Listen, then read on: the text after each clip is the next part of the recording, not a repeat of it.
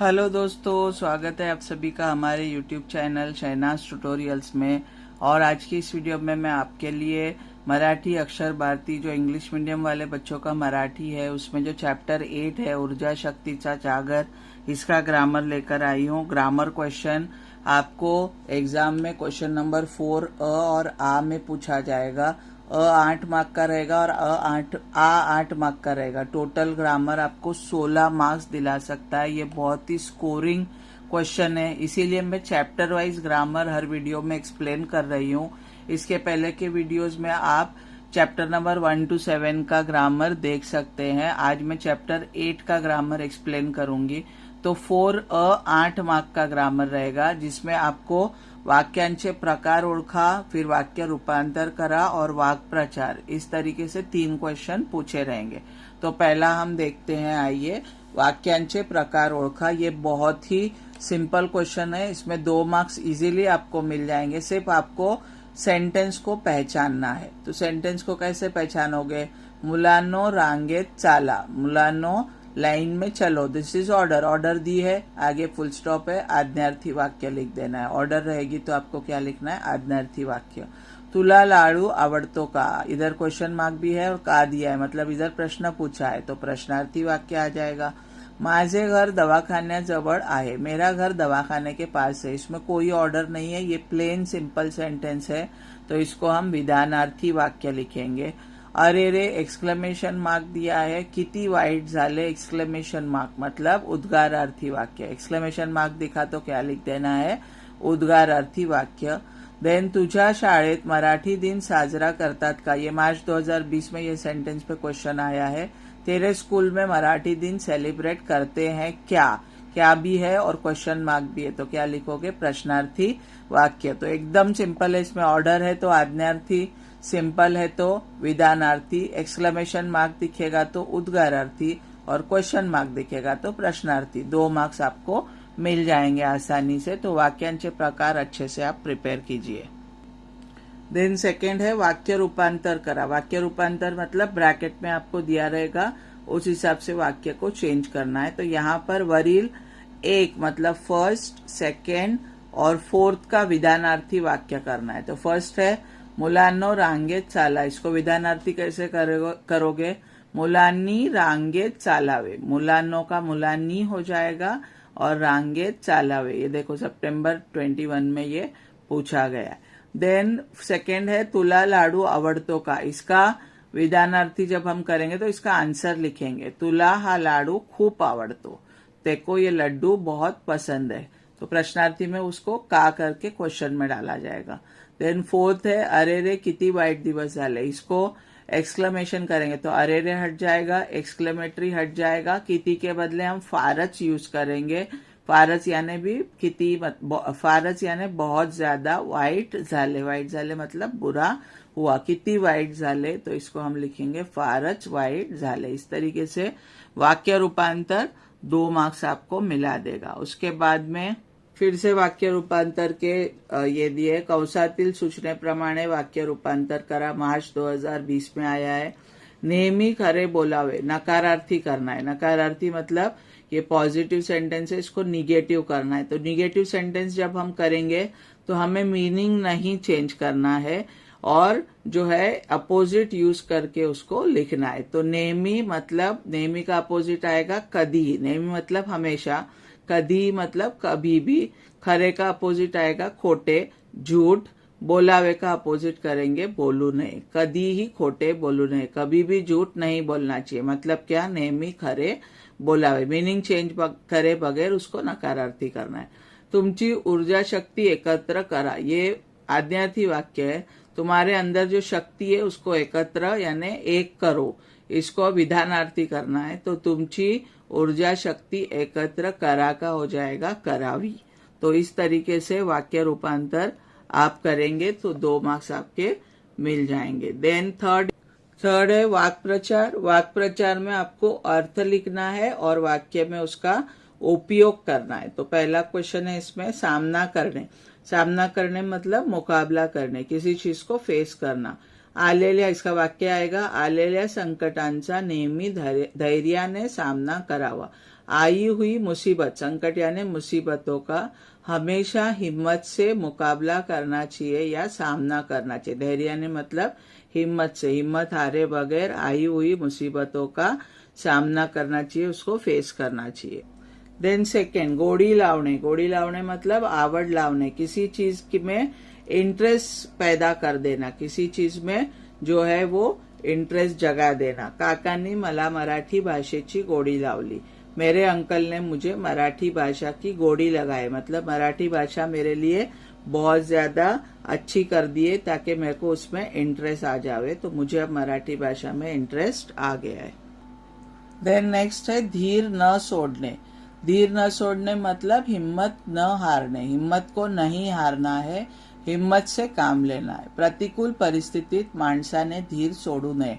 प्रतिकूल यानी खराब परिस्थिति में, कंडीशन में इंसान ने धीर नहीं छोड़ना चाहिए, हिम्मत नहीं हारना चाहिए, बल्कि उस प्रतिकूल परिस्थिति से लड़ना चाहिए। देन अंगावर काटा येणे, ये इम्पोर्टेंट है। अंगावर काटा येणे मतलब भीतीने शहारा येणे। जब हम बहुत डर जाते, भीती मतलब डर जाते, तो हमारे रोंगटे खड़े हो जाते, हमारे शरीर के बाल खड़े हो जाते, उसको बोलते हैं अंगावर काटा येणे, भीतीने शहारा येणे। रात्रीच्या वेळी जंगलातून एकटाच जाताना हरीच्या अंगावर काटा उभा राहिला। रात के टाइम पे जंगल में से अकेला जा रहा था, तो हरी बहुत डर गया और उसके बॉडी पे क्या हो गया, अंगावर काटा उभा राहिला। देन फिफ्थ क्वेश्चन है थक्क होणे। थक्क होणे मतलब चकित हो जाना, किसी चीज को देख के बहुत ज्यादा सरप्राइज हो जाना। 3 वर्षांच्या राहुलला संगणक सफाईदारपणे हाताळताना पाहून सर्व थक्क झाले। 3 साल का राहुल संगणक यानी कंप्यूटर को बड़ी ही सफाई से हैंडल कर रहा था, ये देख के सब लोग क्या हो गए, थक्क हो गए, मतलब बहुत ज्यादा आश्चर्यचकित हो गए। देन भारावून जाणे। भारावून जाणे मतलब मनावर प्रभाव पड़ने, दिल पे किसी चीज का इम्पैक्ट होना। राहुल देशपांडे यांचे गायन ऐकून श्रोतृवृंद भारावून गेला। राहुल देशपांडे का गायन यानी गाना सुन के श्रोता जो थे, जो ऑडियंस थी, वो क्या हो गई, भारावून गेली। देन झोकून देणे। झोकून देने का मतलब है समरस होने, यानी किसी चीज में खुद को क्या करना, पूरी तरीके से डेडिकेट कर देना या मिला देना। स्वातंत्र्याच्या आंदोलनात क्रांतिवीरांनी स्वतःला झोकून दिले। स्वातंत्र्य यानी जो हमारी देश की आजादी की लड़ाई थी, उसमें क्रांतिवीरों ने अपने आप को झोंक दिए, पूरी तरीके से एक कर दिए। तो दोस्तों इस तरीके से क्वेश्चन नंबर 4 मैंने एक्सप्लेन कर दी। वाक्यांचे प्रकार, वाक्य रूपांतर और वाक प्रचार। वाक प्रचार में बहुत ज्यादा है, अच्छे से करो। वाक प्रचार 4 मार्क्स के लिए है, तो इस तरीके से 8 मार्क्स का हो गया। नाउ क्वेश्चन नंबर 4A, भाषिक घटकांवर आधारित कृति। इसमें शब्द संपत्ति 4 मार्क्स का आएगा। शब्द संपत्ति में समानार्थी, विरोधार्थी, ये सारे अनेक वचन, एक वचन, ये सब पूछा रहेगा। तो पहला शब्द संपत्ति करेंगे, समानार्थी शब्द लिहा। समानार्थी में पहला है अवगढ़। अवगढ़ मतलब कठिन, कठिन यानी डिफिकल्ट, अवगढ़, और बीच में आपको इक्वल टू की साइन लिखना है, सेम अर्थ का मीनिंग लिखना है। अवगढ़ यानी डिफिकल्ट, कठिन बोलते हैं उसको। कष्ट, कष्ट यानी मेहनत करना। गांव, गांव को खेड़े, विलेज को खेड़े भी बोलते हैं। वृत्ति मतलब हमारा स्वभाव, नेचर।